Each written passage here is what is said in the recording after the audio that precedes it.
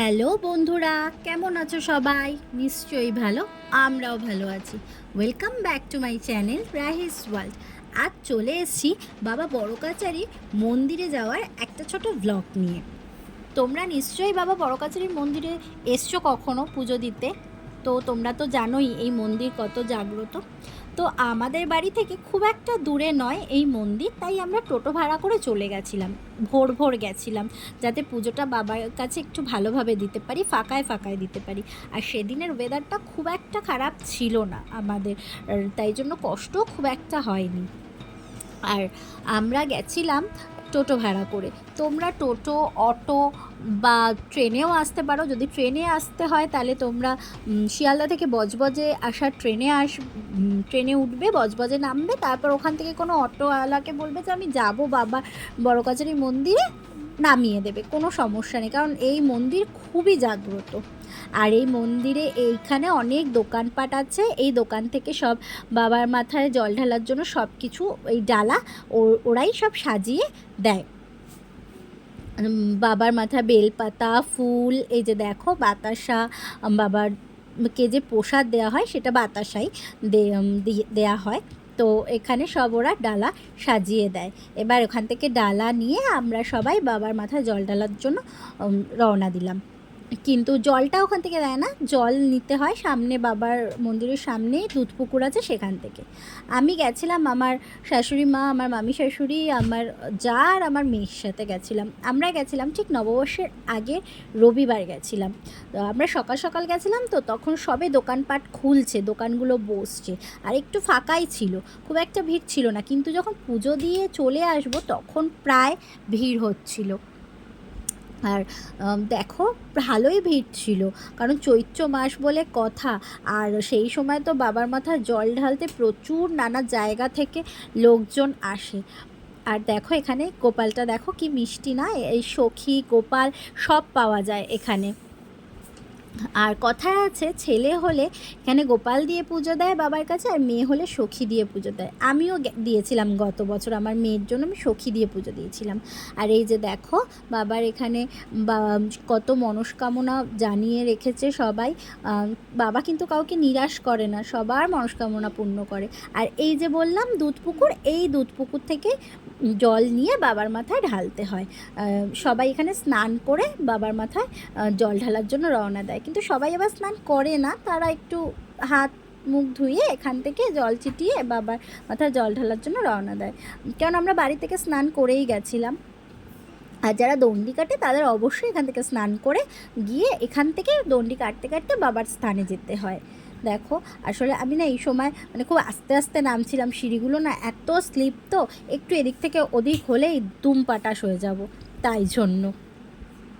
আর এখানে আসলে কোথায় যে সময় কেটে যায়, বা কোথায় যে মানে মনটা হালকা হয়ে যায়, মানে একদম আলাদাই একটা জগতে চলে যেতে হয়। আর সত্যি মানে বাবার স্থানে এসে কখনো কোনো মনস্কামনা জানিয়ে কেউ নিরাশ হয়নি, সবার মনস্কামনা পূর্ণ করেছে। তোমরা যারা আসনি তারা সবাই একবার এসে এখানে পুজো দিয়ে যেও। এইখান থেকে জল নিয়ে তারপরে এই পুকুরের সামনে মা সতীর একটা মূর্তি আছে, ওনাকে সিঁদুর, শাঁখাপলা সব ওরা দেয়, দিয়ে তারপর বাবার মাথায় জল ঢালার জন্য রওনা দেয়। তো একদম সামনেই, তো ওখানেই আমরা যাব। আচ্ছা তোমরা কি সবাই জানো যে এখানে বড় কাচারির নাম মানে কেন, কি কারণে বলা হয়? কারণ এখানে 12 ভূতের কাচারি বসে, তাই জন্যই এখানের নাম এই। আর কথায় আছে এক সাধু, এই যখন এই গাছ মানে বাবা বড়কাছের এই যে গাছ, অশ্বত্থ গাছ ছিল না, তখন এখানে এই ঠিক এই স্থানটাতে এসে এক সাধু ছিল থেকে পাশের গ্রামবাসীর সবাই সেই সাধুর কাছ থেকে অনেক উপকার পেয়েছে। কারোর কোনো শরীর খারাপ হলে বা কিছু নানা কারণে উপকার পেয়েছে। তখন এই সাধু যখন মরে মানে মৃত্যুসজ্জায়, তখন বলেছিল আমি মরে গেলে আমাকে এখানেই পুঁতে দিস, তো এখান থেকে একটা গাছ উঠবে, তো সেই গাছের কে তোরা মানে ঠাকুর রূপে পুজো করিস। তো তখন এই গাছ পোতা হয়েছিল, এবং তারপর থেকে সেরকম হিসাবেই এই গাছের গাছটাকে পুজো করা হয়, কিন্তু একবার বন্যার কারণে ওই গাছটা পুরো ধ্বংস হয়ে যায়। তখন গ্রামবাসীদের গ্রামবাসীরা নিজেরা এনে একটা গাছ, এই অশ্বত্থ গাছ ওখানে স্থাপন করে এবং তার নিচে বাবা শিবের শিবলিঙ্গ বসিয়ে পুজো করে। তারপর থেকে এখানে এই মন্দির এত জাগ্রত হয়ে যায় এবং এই মন্দির মানে এখানে সেইভাবেই প্রতিষ্ঠিত করা হয়। আর দেখো এখানে সবাই সবার মনস্কামনা সব লিখে এসছে, সব পূরণ করবে বাবা আমাদের মনস্কামনা। এবার বাবার পুজো তো দেয়া হয়ে গেছে, এবার একটু পেট পুজো করতে হয়। সেই সকাল থেকে না খেয়ে বসে রয়েছি, আমার এই ছোটো বাচ্চাটাও খায়নি, না খেয়েই পুজো দিয়েছে, একটু জল শুধু খেয়েছে। এবার তারপর আমরা খেয়েছি লুচি আর ঘুগনি, আর আমরা ওই ছেঁড়া পরোটা যেটাকে বলে আমরা খেয়েছি। তো খেয়ে ওখান থেকে চা টা খেয়ে এবার টুকটাক কিছু কেনাকাটি করে, বাচ্চা গেছে সঙ্গে, খেলনা খাটি তো কিনতেই হবে, তো কিনে আমরা বাড়ির উদ্দেশ্যে রওনা দিয়েছি।